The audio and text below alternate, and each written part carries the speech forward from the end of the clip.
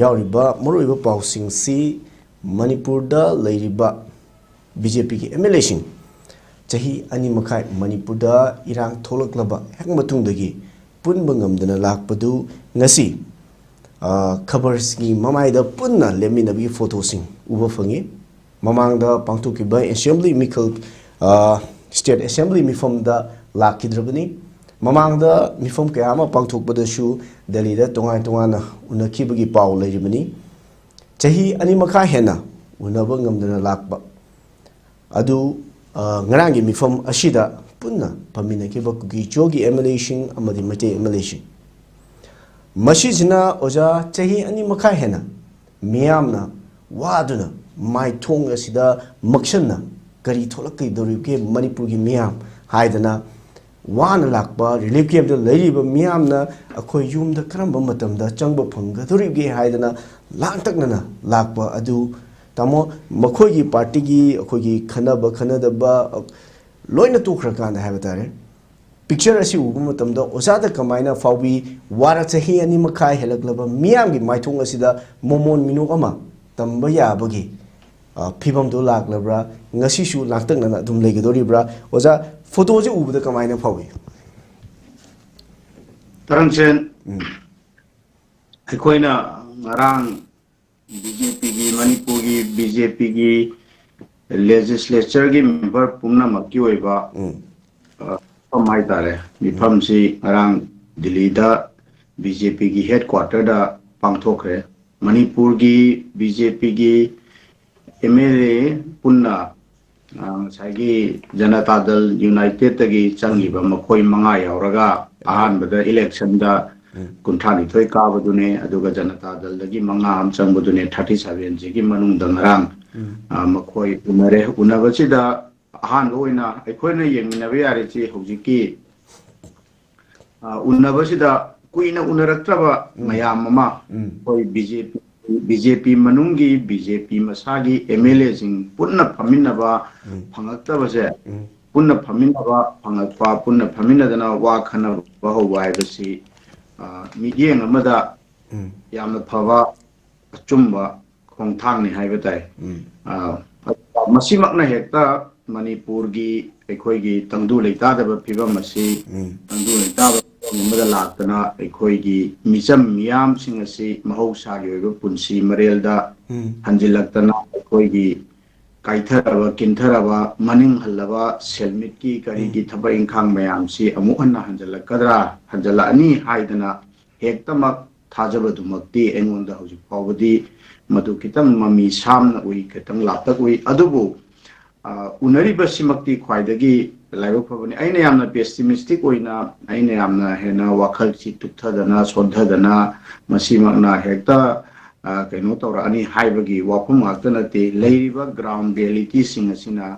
ngarang mo unabadumagna hektamak ekoise hekta overnight ta hinga mada kaida ekoise la ani haibaduna akoi hekta thajadana mathum maram koi harau taram ningai ba potu di leite maramdi masiga loina dana thoiba thodo wathok ngarang nahan ngarang gi mifamgi mamang da thoiba wathok mayam ma ngarang thoiba simultaneously thoiba manipur da irang mayam ma loina makse koi tu na yeng ba ma changi adubo सिदैसिदा आइना हाइजनिंगबदी कइनो हारो मतम इहानानबा हेक Iran जी होरकपदगी आई सामकना अमदे आई थंदनते अयामबा कोइगी खननिनबदा यावरिबा पाव लेनरिबा मयाम अदुगा तोंगान तोंगान इशुसिंगदा इरिबा खनरिबा मयामना दुम होबदगी हाइबदनी ख्वाइदगी मणिपुर की थोइबा 2023 की मे 3 की दगी थोलइबा मिहाद मिपुन से इहानान बदाई कोई lion खंगनरे चुरचांदपुरदा कोइगी Meitei सिंगी अदुगा Churachandpur लोनगा तोरमुंगदा कइदा lion गनो तौदना कुकी जोमी की खुलाई पाइबा मयाम अमना कोई लंदादना मई थादना लोइन तंगारकपदगी चुरचांदपुरगी कोई न लेरा अबा हौजी हौजे म कुकी जोनी हाइदना मयाम जिना खुंदाद्रिंगदगी खुंदादना लाअबा मैतै मयाम अमा मागी मयुम मरमदम मयुम हिंगोल युंफम सिंदो लोइन थादोगा सेली चारिबा फिरोल खरदुगा से नतना एमता उपाय लेतंगै हिंगननबगी लांजेलखिबा मयाम अदुगी नुमितुदगी हौरगा नुमितुमक्तदा अखोइना निंसिंग मिनबा मथौ तारिसि कइनो हारकांदा नुमितुमक्तदा अखोइ अदु मफमदुदा नतना से इम्फाल का कांपोक्पीगा ताइनरीब मफमसिंग इकौरोमदा येनखुमानदा बिलितान पोक्पीदा पुखाउदा कईदा असोमदा मथंग मथंग तौरईबा अदगी कांपोक्पीरोम अदगी अतोपदा से नुमितुमुकी नुंगांगदा अदुम मोरेदा अखोगी इंडो म्यांमार बॉर्डर की ngapkhaida तारिबा मणिपुर की border town मोरेदा अदुम मैतेगी युम मयाम अमदे टेक तौरईबा पोतुदा लेरे अदा अखोई मयामना हाइनरिसी करिनो हाइबा मतमदा मखोइना थोइबा खुदिमक्सी लैरिबा थियोरी अमदी थाजनरिबा मयामदी कइनो हाइकांदा कुकी जोमी सिंगजिगी मखोइगी जलेंगम बु कौगेरा कुकी लेन बु कौगेरा जोलेन बु कौगेरा सुम्बा लैबा अमा मखोइगी ओइबा युमफम अमा मखोइगी ओइबा मरम अमा लैतबदगी मखोइना मखोइगी ओइबा लम अमा सेमननबगी कुइना मंगलकपा मंगलांदु मंगफाउना हन्नमबगी चथरकपा लंदानी हाइदना हाइबा मयाम अमा लैबदुगी मथक्ता मसिगी मखोइगी पामीबा मखोइगी मदु मंगफाउननबगी होनरकपा थबकसिंगी मनुंगदा क्वाइदगी हेना मियामदा इनोट पीगिबा कुकी जोमी कांगुप्ता लैबा मियामदा इनोट पीगिबा थौना पीगिबदी करानो करी करम थबकना ओइगी हाइबदा मे 2023 की मे 3 की मैतेजिंगी मथक्ता लंदाबदुना मक्नदी ओइखिदेबा क्वाइदगी इनोट पीगिबदी करिनो हाइरकांदा हाइरिबा था अदुमकी दगी नुमित कोइगी मापन निमो चंगचलाबा मतुंग मे 12 ता कुकी जोमी कांगलुप की मनुंगदा लैरिबा बीजेपी की एमएलए तरेट अमदी मतमदुगी बीजेपी की लेंगाक अदुबु सगोलिबा कुकी पीपल्स अलायंस की मेंबर एमएलए अनि अमदी इंडिपेंडेंट एमएलए अमा मखोई तराना गुवाहाटीदा प्रेस कॉन्फ्रेंस अमा तौरकांदा अखोई मैतैगा कुकीगा मैतैगा अखोइगा कोई तत्नरे थदनरे इम्फालदा तंपाकदा कुकी जोमी अमता लेहौद्रे अदुना अखोई सेपरेट एडमिनिस्ट्रेशन यूनियन टेरिटोरी की मोंगदा अखोई पीगदबनी भारत सरकार ना हाइदना लाउथोखिबा मिनिट अदुदगिनेबा क्वाइदगी इरांगसिगी कनखलनकिबा कुकी जोमी की मियामदा अचौबा इनोट अमा पीदना अखोइगी जलेंगम बु हाइगेरा कुकी लेन बु हाइगेरा मदु फंगगदबनी हाइबगी अनौबा इनोट अमा पीदना थौना पीदना इथिल पीदना इरांगजी हेना मैतैसिंगा केनो तौननबगी अदुगा नाकन अमरोमदा मैतैसिंगदा हेना खोइसाउना हनबा असुकुइना कांगुप आमदा खुंदामिनदना लाकपा मणिपुर कौबलेबा असे इंडिया दा पुंद्रिङैदगी लाबा अदुगा इंडिया ना सेम स्टेट अमजु ओइदबा मणिपुर गुंबा से मखोइना सुमाइना थुगाइगनी हाइदना तौबा हाइबसिदी हाइदना मदुगी केनोदना नाकन अमरोमदा मैतैदसु अदुनाते खोइदौ केनहनना हेना मागी लमन खुमिंबगी इनोट से पीएबा डबल एजेट नेबा मदुगी केनोसे मदु कनादगी तौरखी हाइबा मतमदा अदुना क्वाइदगी 2023 की मे 3 दगी थोलैबा इरांजिगी क्वाइदगी मपुंग ओइबदी कनानो हाइरकांदा इंडिया दा क्वाइदगी चावबा पॉलिटिकल पार्टी अम ओइरिबा अदुगा मालेमदसु क्वाइदगी चावबा पॉलिटिकल पार्टी नि हाइदना क्लेम तौरिबा बीजेपी अदुगा इंडिया दसु एनडीए मखोइना लुचिंगगा एनडीए की गवर्नमेंट से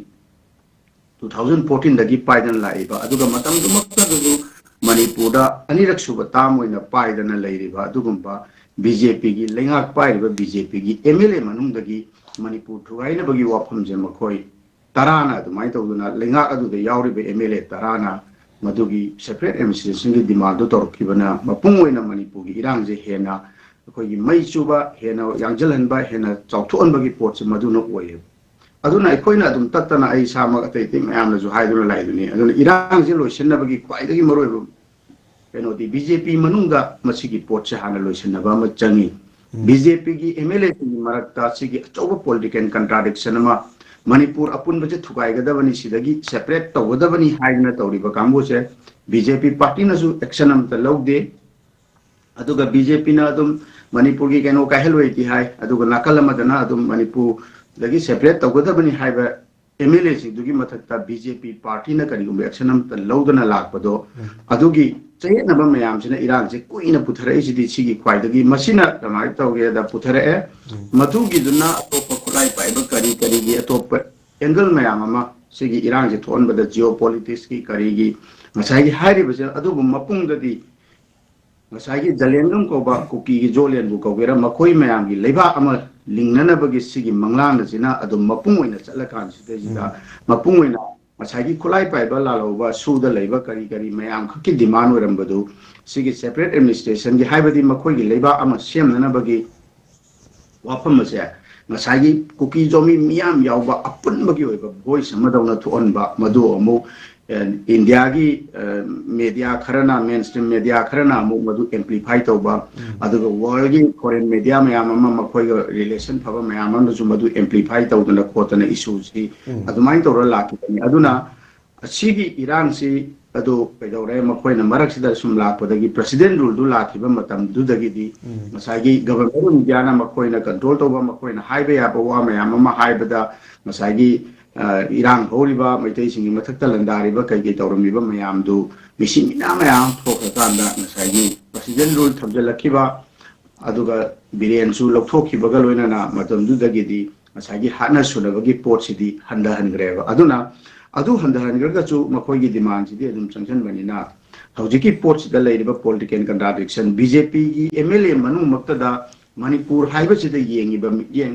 ꯕꯤꯖꯦꯄꯤꯒꯤ MLAꯒꯤ ꯃꯔꯛꯇ ꯈꯦꯠꯅꯔꯤꯕꯁꯦ ꯁꯤꯒꯤ ꯈꯦꯠꯅꯔꯤꯕꯁꯦ ꯍꯥꯟꯅ ꯁꯟꯗꯥꯏꯅꯕꯗꯨ ꯑꯆꯧꯕ ꯁꯤ ꯐꯥꯔꯁ ꯑꯦꯟ ꯃꯣꯁ ꯑꯩꯈꯣꯏ ꯐꯣꯔꯃꯣꯁ ꯃꯥꯒꯤ ꯇꯧꯐꯝ ꯊꯣꯛꯄ ꯊꯕꯛꯅꯦꯕ ꯃꯗꯨꯒꯤ ꯃꯥꯏꯀꯩ ꯑꯗꯨꯗ ꯂꯥꯛꯑꯦ ꯍꯥꯏꯕꯗꯤ ꯂꯧꯕ ꯌꯥꯏ ꯑꯗꯨꯅ ꯉꯔꯥꯡꯒꯤ ꯎꯅꯔꯤꯕ ꯑꯗꯨ ꯃꯅꯤꯄꯨꯔꯒꯤ ꯑꯩꯈꯣꯏꯒꯤ ꯂꯩꯔꯤꯕ ꯀꯟꯐ꯭ꯂꯤꯛ ꯑꯁꯤ ꯔꯤꯖꯣꯜꯕ ꯇꯧꯔꯛꯅꯕꯒꯤ ꯃꯥꯏꯀꯩꯗ ꯆꯪꯁꯤꯟꯕ ꯈꯣꯡꯊꯥꯡꯅꯤ ꯍꯥꯏꯗꯅ ꯂꯧꯕꯗꯗꯤ ꯂꯥꯜꯂꯣꯏ ꯍꯥꯏꯅ ꯑꯗꯨꯃꯥꯏꯅ ꯊꯝꯖꯒꯦ ꯇꯥꯔꯤꯁꯦ